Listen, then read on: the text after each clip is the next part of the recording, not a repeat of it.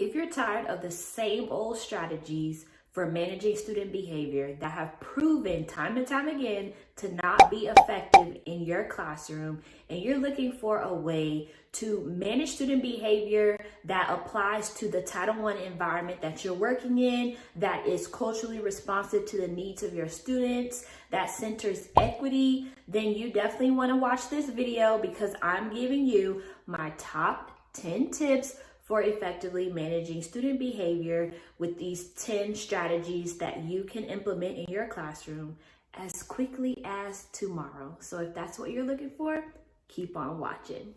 If you're new to the channel, hello, my name is Tierney, also known as Miss Tierney, and I am here to help you as a K through 8th grade beginner teacher within your first 5 years of the profession and serving in Title I schools. I'm here to help you as your classroom management expert implement best practices when it comes to classroom management so that you can, 1, decrease disruptive student behavior, 2, make sure that you are able to actually get through your lessons and teach, so that 3, you can provide all of your students with the quality and equitable education that they truly deserve. Tip number 1, make sure that you set clear expectations for rules and expectations in your classroom, and always make sure to reinforce them constantly. So you want to remain very consistent with whatever the general expectations are that you have for student conduct and behavior in your classroom. Tip number 2, you want to make sure that you are using positive reinforcement in the classroom with your students. So going off of tip number 1, if we have set clear expectations and we are remaining consistent with reinforcing them, when we see students who are meeting our desired expectations, we want to ensure that we are acknowledging those students who are meeting expectations. That will signal to other students, 1, hey, Johnny was just called out and acknowledged by Miss X, Y, and Z for making sure that he was putting forth his best effort when he was solving his do now math warm-up. So that signals to that student, hey, maybe I am off task and need to make sure that I am on task following my do now warm up and making sure that I'm giving my best effort. So we want to continually reinforce the desired behaviors that we want to see from our students. Tip number 3, make sure that you are using a consistent and fair way to managing student behavior in your classroom. One way to remain fair with the expectations you are reinforcing in your classroom is by utilizing a classroom management plan. So I always work with teachers to build out custom classroom management plans so that they are uniquely aligned to who they are as teachers, but also culturally responsive to the needs of their students. So it's really hard for you to remain consistent and to fairly apply all of your expectations and your general way of managing your classroom when you really don't have a solid plan to begin with.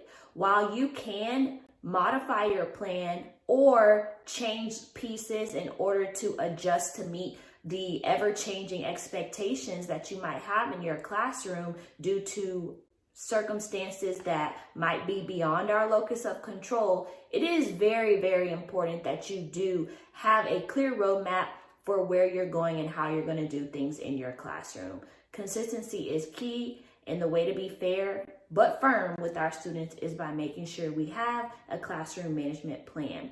So if you need support with creating one, you definitely want to look in the description box down below and look into joining my Manage Your Class Academy. Tip number 4, you want to use proactive ways of managing your classroom. So when you're thinking about how to be proactive with addressing misbehavior before it even starts, not only do you need to make sure that you have a clear plan, but you need to make sure that you are implementing ways to increase student engagement so that students have less of a desire to even want to get off task, because the lessons that you are teaching with your students are so engaging and captivating to their attention. Another way to be proactive with preventing misbehavior is by simply differentiating your approach to instruction in how you run your classroom as well, so that you can effectively meet the needs of all diverse learners that you have in your classroom. Tip number 5, you want to make sure that you are using a calm and assertive approach when you are addressing misbehavior that arises in your classroom.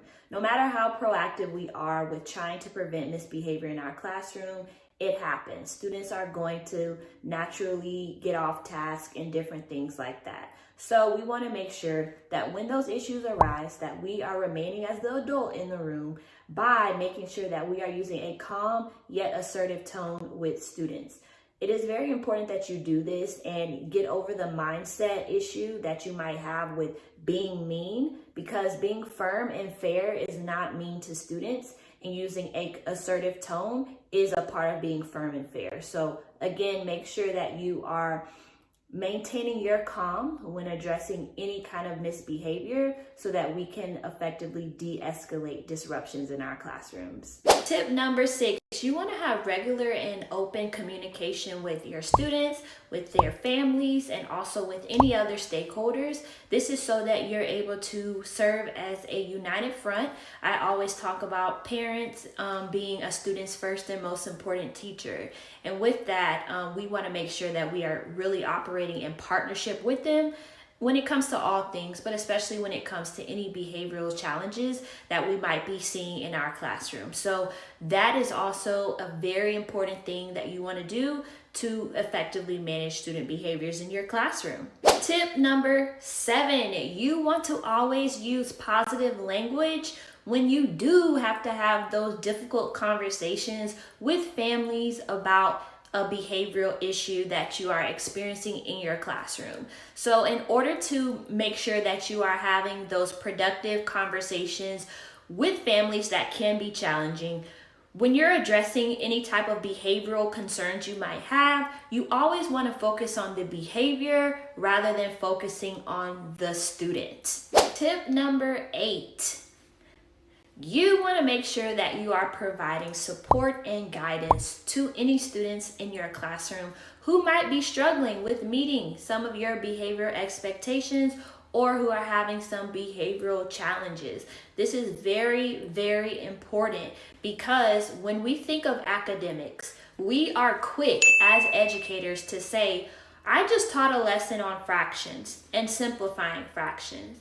But I noticed that I had 3 students in particular who were struggling with understanding that academic content. So, as an excellent teacher that I am, I decided to go and pull 3 students or 1 student at a time over to work with me in a one-to-one or small group setting so I can provide them targeted interventions and supports in order to meet their needs. That's what equity is. And so when we are thinking about the behavioral side, just like the academic end, if we are going to support students and make sure that we are providing them interventions and supports when they have academic troubles and challenges, then we want to do the same thing with behavior. We want to identify an intervention that we can use in order to support and meet the needs of our students. Tip number 9, you want to always remember to be flexible and adaptable in your approach to addressing classroom management or behaviors in your classroom. You have to keep that in mind.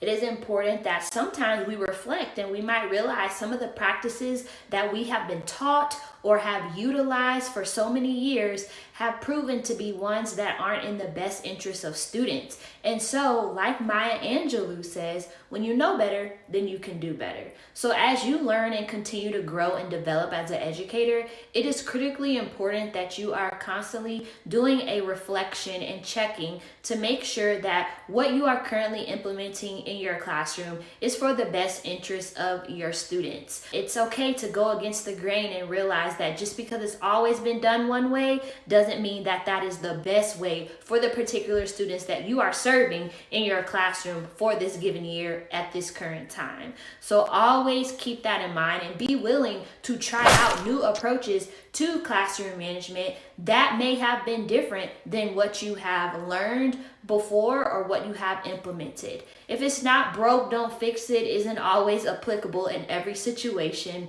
And I want to also share with you that it's important that, given that you are most likely an educator serving in Title I schools like I have for my tenure within education, whether I've been a teacher or a leader, it's important that we are, again, willing to adjust to meet the needs of our students, because we are there in service to support them. And with them being who we're here to serve, we want to make sure that we are doing what's in their best interest at all times, even if that means changing old ways. Tip 10 for managing student behavior as a new teacher is to take care of yourself. You really want to make sure that in your work as a teacher that you are prioritizing yourself and putting yourself first. And that's very important because, as the saying goes, you cannot pour from an empty cup. So as you are managing student behaviors, working to improve your classroom management best practices, always remember to take care of yourself and prioritize your needs. A great way to do this might be implementing a behavior reset in your classroom. You may notice that there are some areas that students are having trouble with meeting your expectations. So any time of year is a great time for you to implement a classroom-wide behavior reset. I have a link to my classroom management behavior reset guide in the description down below if you need support with that. As always, make sure that you give this video a thumbs up, subscribe to my channel for more future videos, and leave a comment down below letting me know, out of the 10 tips, which strategy are you going to apply in your classroom today. I'll see you in the next video. Bye.